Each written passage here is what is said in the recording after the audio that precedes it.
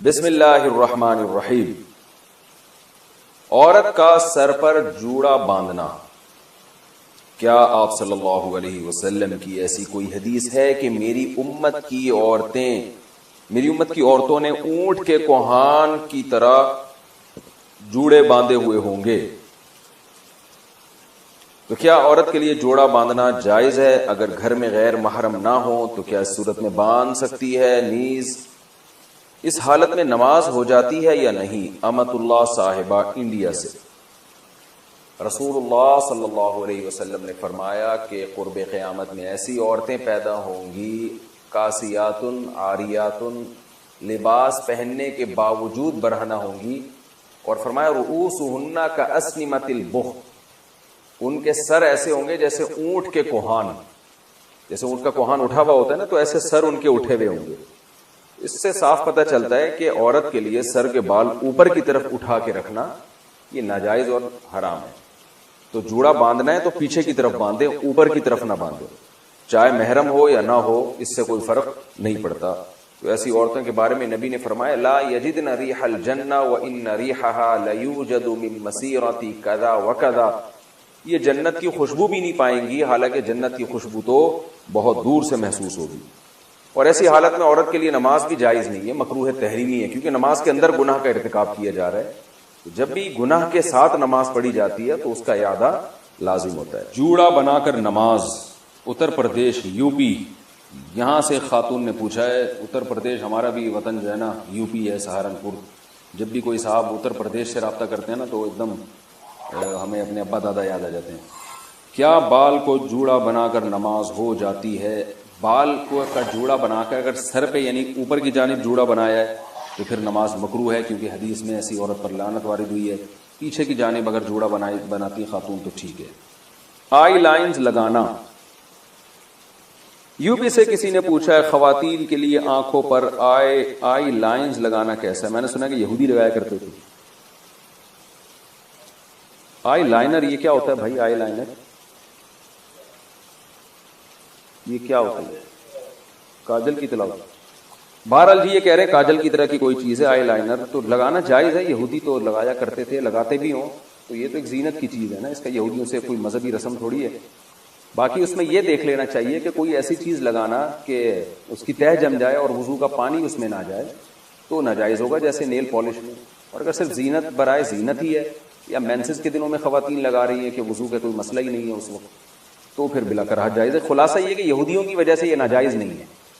پانی پہنچے نہیں پہنچے وہ آپ خود تحقیق کر لیں کہ اس میں پانی پہنچتا ہے کہ نہیں پہنچتا، اور پانی پہنچتا ہے یا نہیں پہنچتا اس کا ایک سادہ پروسیس ہے کہ آپ کاغذ پہ کسی بھی ایسی چیز کو لگائیں جو آپ نے جسم پہ لگانی ہے نا، کاغذ پہ لگائیں، جب وہ خشک ہو جائے تو پانی ٹپکائیں، تو پانی کا قطرہ اگر جذب ہو جاتا ہے اندر تو اس کا مطلب پانی پہنچ رہا ہے، جذب نہیں ہوتا تو اٹ مینس پانی نہیں پہنچ رہا۔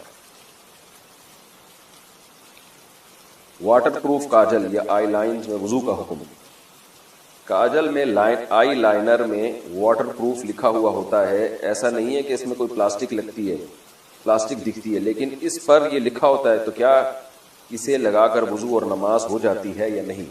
اگر واٹر پروف ہے تو صاف مطلب ہے کہ اس کے اندر پانی نہیں جائے گا، اور جب پانی نہیں جائے گا اس کے اندر تو پھر وضو نہیں ہوگا، نماز بھی نہیں ہوگی۔ شوہر کی خواہش پر آئی بروز بنانا، اگر شوہر کی خواہش ہو تو کیا بیوی کے لیے آئی برو بنانا جائز ہوگا؟ مسز خان کراچی سے، نہیں جی جائز نہیں ہے۔ نبی صلی اللہ علیہ وسلم نے لعنت فرمائی ہے ان عورتوں پر جو اپنی جو آئی بروز ہیں، بھویں ہیں، ان کے بال نوچتی ہیں، چونکہ یہ تغییر خلق اللہ ہے، اللہ کی تخلیق کو بگاڑنا ہے، تو حرام باتوں میں شوہر کی اطاعت جائز نہیں ہے۔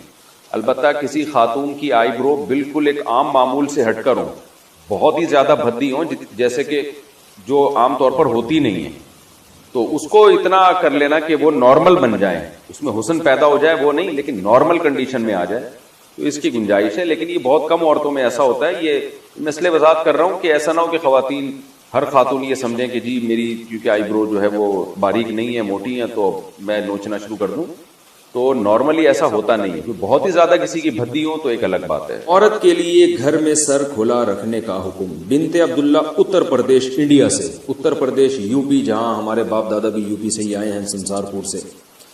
تو یو پی سے انہوں نے پوچھا, یو پی سے جب کسی کا فون آتا ہے نا تو وہ جو اردو بولتے ہیں مجھے بڑی اچھی لگتی ہے, کیونکہ مجھے اپنے والد اور دادا یاد آتے ہیں. اس میں دادی, وہ ہماری دادی اور والد جو اردو بولتے تھے نا وہ بالکل وہی اردو تھی جو اب یو پی سے کسی کا فون آتا ہے تو وہ جو اردو بول رہا تھا مجھے بڑا اچھا لگتا ہے ان کا اردو بولنا, کیونکہ مجھے اپنے والد صاحب اور والدہ اور اپنی دادی جو ہمارے پرانے بزرگ دنیا سے جا چکے ہیں, اللہ تعالیٰ ان سب کی مغفرت فرمائے, ان سے جو ہم نے اردو سنی تھی وہ ایکسنٹ اور وہ لب و لہجہ ہمیں یو پی سے مل رہا ہوتا ہے, بڑا اچھا سا محسوس ہوتا ہے. کئی دفعہ جو یو پی سے کسی کی کال آئے تو میں ان کو کہتا بھی ہوں کہ آپ تھوڑی سی بات کریں, مجھے بڑا مزہ آ رہا ہے, مجھے ایسا لگ رہا ہے جیسے میرے والد صاحب کی یاد تازہ ہو رہی ہے, والدہ کی, اور جو ہماری دادی وغیرہ جو اردو بولا کرتی تھی. ہماری تو اردو ظاہر ہے وقت کے لحاظ سے چینج ہو گئی, لیکن وہ جو یو پی کی اردو تھی نا وہ آج بھی یو پی والے وہی اردو بول رہے ہیں, ان کی اردو میرا خیال ہے چینج نہیں ہوئی ہے. تو انہوں نے کہا ہے کہ عورت کے لیے گھر میں سر کھلا رکھنے کا حکم, کیا گرمی کی وجہ سے لڑکی گھر میں والد اور بھائی کے سامنے صرف گلے میں دوپٹہ ڈال سکتی ہے؟ اگر سر نہ ڈھانپے تو کوئی حرج تو نہیں ہے؟ جائز ہے, سر چھپانا والد اور بھائی کے سامنے لازم نہیں ہے, لیکن بہرحال حیا عورت کی زینت ہے, اگر سر پہ چادر ڈال لیں تو اچھا ہی ہے, یہ برا نہیں ہے. بعض گھروں میں تو اس کا بڑا خیال کیا جاتا ہے, تو شریعت نے گنجائش ضرور دی ہے کہ عورت سر کے بال کھول سکتی ہے, لیکن اپریشیٹ نہیں کیا. تو اگر چادر سر پہ رکھیں تو زیادہ اچھی بات ہے, لیکن کوئی فرض نہیں ہے. اذان کے دوران سر پر دوپٹہ لینا, کیا اذان کے وقت سر پر دوپٹہ نہ لینا گناہ کا باعث ہے؟ نیز اگر کوئی ضروری بات ہو رہی ہو یا قرآن کی کلاس ہو رہی ہو تو کیا اذان کے وقت اسے جاری رکھنے میں کوئی حرج تو نہیں؟ بنت اجمل بہاول نگر سے. دیکھیں, دوپٹہ لینا کوئی حدیث میں تو حکم نہیں ہے اذان پہ دوپٹہ لینے کا, البتہ اتنی بات ہے کہ شریعت میں یہ بات ثابت ہے کہ شاعر اسلام کا احترام لازم. وَمَن يُعَظِّمْ شَعَائِرَ اللَّهِ فَإِنَّهَا مِن تَقْوَى الْقُلُوبِ, قرآن کہہ رہا ہے کہ جو بھی شاعر اللہ کی تعظیم کرتا ہے, احترام کرتا ہے, تو یہ دل کے تقوی کی علامت ہے.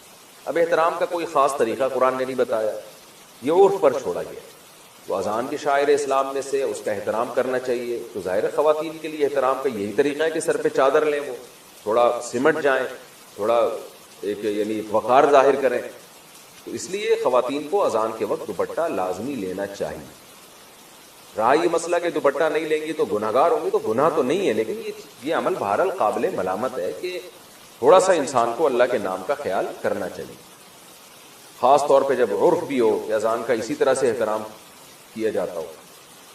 اور رہا یہ مسئلہ کہ اس وقت باتیں کرنا یا قرآن کی کلاس, تو بہتر تو یہی ہے, اور بہت تاکید ہے اذان کے احترام کی.